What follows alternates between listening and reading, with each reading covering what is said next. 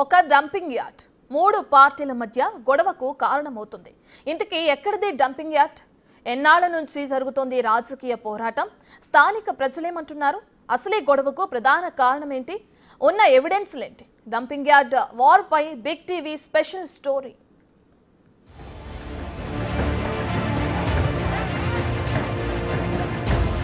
మెదక్ సంగారెడ్డి జిల్లా సరిహద్దుల్లో GHMC dumping yard పనులపై వివాదం రాజుకుంది. ఫిబ్రవరి 5న నల్లపల్లి ప్యారానగర్లో డంపింగ్ యార్డ్ పనులు చేస్తూ ఉండగా అడ్డుకున్నారు గ్రామస్తులు. దీంతో పోలీసులు వీరిని అరెస్టు చేశారు.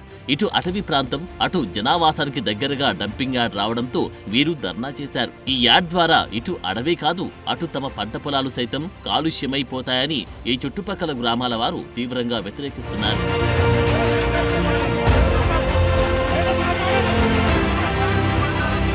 మరోవైపు ప్యారానగర్ డంపింగ్ యార్డ్తో మెదక్ జిల్లా నర్సాపూర్ నియోజకవర్గ కేంద్రానికి ముప్పు ఉందని అక్కడ కూడా ఆందోళనలు చేస్తూనే ఉన్నారు. గత వారం 10 రోజులుగా రోజుకో రూపంలో యార్డ్ పరిసర గ్రామాల ప్రజలు తమ నిరసన వ్యక్తం చేస్తూనే ఉన్నారు.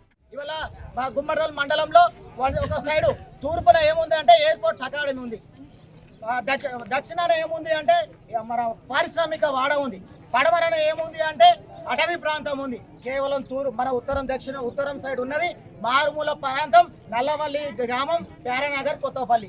ఇక్కడ ఉన్న వ్యవసాయం తప్ప ఇంకా అంతకుమించి ఏం లేదు. చిన్న చిన్నగా ఎకరా మాట 2 ఎకరాలు 3 ఎకరాలు ఉన్న రైతులం పూర్తిగా వ్యవసాయదారమే. ఎవరికి ఉద్యోగాలు లేవు, ఎవరికి గవర్నమెంట్ జాబులు లేవు, బయట ఇల్లు లేవు, బిల్డింగ్ లేవు. మాకు అక్కడ నుంచి వచ్చే కిరాయిలు వచ్చే ప్రసక్తి లేదు. డంపింగ్ యార్డుకు వ్యతిరేకంగా చేస్తున్న నిరసనలకు బీఆర్ఎస్ బీజేపీ మద్దతివ్వడంతో రాజకీయ రంగు పొలుముకుంది ఈ వ్యవహారం. డంపింగ్ యార్డు ఏర్పాటు చేయొద్దంటూ గత కొన్నాళ్లుగా నర్సాపూర్ బీఆర్ఎస్ ఎమ్మెల్యే సునీతా లక్ష్మారెడ్డి ఆందోళన నిర్వహిస్తున్నారు. కాంగ్రెస్ పార్టీయే డంపింగ్ యార్డుకు కారణమని వీరంటుంటే కాంగ్రెస్ సైతం ఎందుకు కౌంటర్ ఇస్తోంది? అసలు డంపింగ్ యార్డ్ మంజూరైంది బీఆర్ఎస్ హయాంలో. 2022లో ఆ party working president KTR comment చేసిన ఒక వీడియో వైరల్ చేస్తున్నారు జిల్లా కాంగ్రెస్ లీడర్లు. డంప్ యార్డ్ను కూడా వికేంద్రీకరించాల్సిన అవసరం ఉంది. ఆ ఉద్దేశంతోనే రాష్ట్ర ప్రభుత్వం మరొక 2 సైట్లను కూడా గుర్తించింది. ఇప్పటికే జీహెచ్ఎంసీకి స్వాధీనం కూడా చేయడం జరిగింది.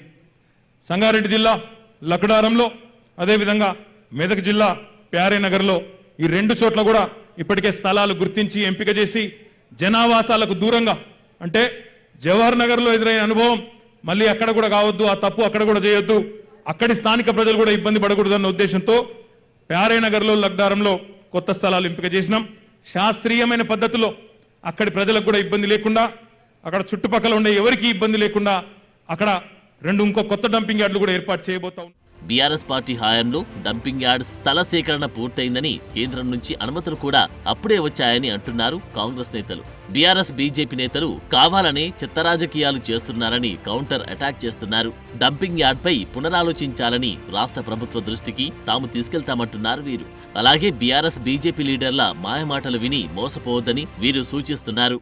ఒక్కసారి నువ్వు తర్వాత గుర్తించుకోవాల్సిన అవసరం ఉంది. మనం కేటీ రామారావు గారు ఇచ్చిరని చెప్పేసి ఇప్పుడే వీడియోలలో చూసినాం. ఈ కాగితాలు కూడా అన్ని కలెక్ట్ చేసుకొని ప్రజల ముందుకు వస్తామని ప్రజలకు కూడా, నర్సాపూర్ ప్రాంత ప్రజలు కూడా ఆలోచించుకోవాల్సిన అవసరం ఉంది.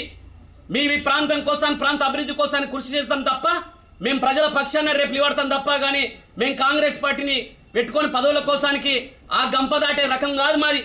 అందుకోసానికి డంప్ యార్డ్ విషయంలో కూడా మంత్రులు కలిసినాం, అధికారులను కలిసినాం.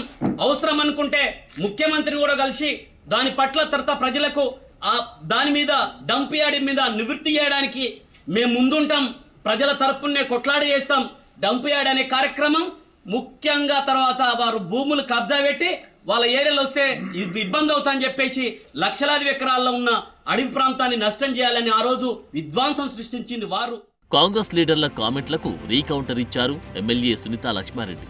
ఉమ్మడి రాష్ట్రంలోని ప్యారానగర్లో డంపింగ్ యార్డ్ ఏర్పాటు చేయాలని ప్రతిపాదించినా అది సాధ్యం కాలేదన్నారు. ఇక బీఆర్ఎస్ హయాంలో డంపింగ్ యార్డ్ వచ్చిన మాట నిజమేనని, అయితే ప్రజాభిప్రాయ సేకరణలో అక్కడి ప్రజలు వద్దన్నారని, దీంతో తామీ యార్డ్ ఆపేశామని చెబుతున్నారామె. నర్సాపూర్ని కంపు చేద్దామని భావిస్తే తాము చూస్తూ ఊరుకోబోమని హెచ్చరించారు సునీత.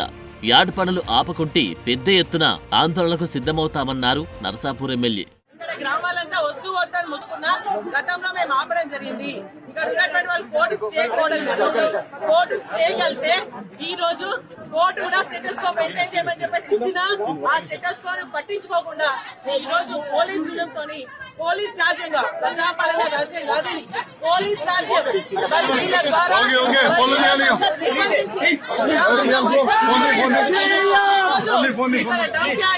అక్రమంగా అన్యాయంగా బీజేపీ నాయకుల విషయానికి వస్తే డంపింగ్ యార్డ్ పనులు ఆపే వరకు తగ్గేదిలే అంటున్నారు. కాంగ్రెస్ బీఆర్ఎస్ పార్టీలు ఒకరిపై మరొకరు విమర్శలు చేసుకోకుండా డంపింగ్ యార్డ్ పనులు ఆపేందుకు కలిసి రావాలని కోరుతున్నారు.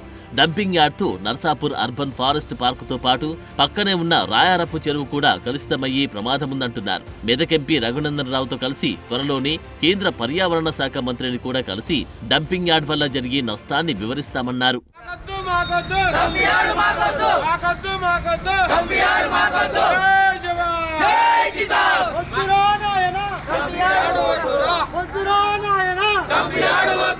మొత్తంగా ప్యారానగర్ డంపింగ్ యార్డ్ పై మాత్రం ఆందోళనలు ఆగడం లేదు. యూరోపియన్ టెక్నాలజీతో వాసన రాకుండా డంపింగ్ యార్డ్ను నిర్మిస్తామని చెబుతున్నా సాధ్యమయ్యే పనేనా అన్న అపోహ అందరిలోనూ ఉంది. మరి డంపింగ్ యార్డ్ ఉద్యమం ఉధృతం కాకముందే ప్రజలకు భరోసా ఇవ్వాల్సిన అవసరం ఎంతైనా కనిపిస్తోంది.